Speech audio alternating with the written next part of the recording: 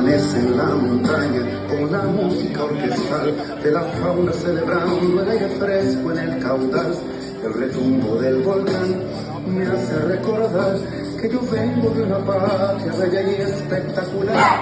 Suena extrema marina, grita el hombre y el tucán, el viento sacude aquel cañaveral. Gruñe el puma y el jaguar, rugen las olas del mar. Amo tanto tus sonidos, mi terruño sin igual. Escucha el canto del volcán y se rodea, dando el campesino hacia el cafetal. Se escucha el torrencial de la cañaveral y se oye el canto del chiquito en el marizal.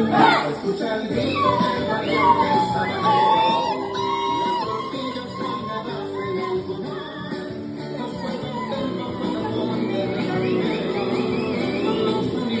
Que me dan identidad.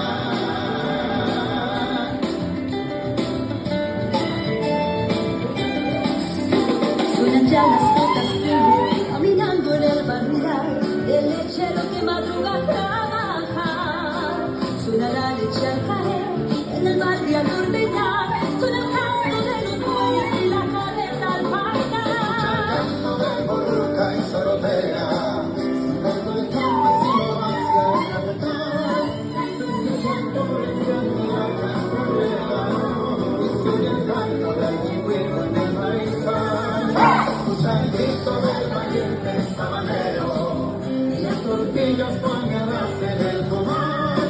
Las cuerdas del abuelo del resolvero son los sonidos que me dan identidad.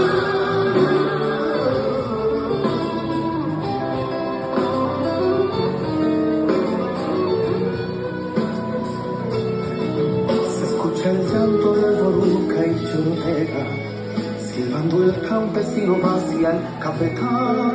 Se escucha el torrencial que la llama riega y se oye el canto del yicuiro en el maizal.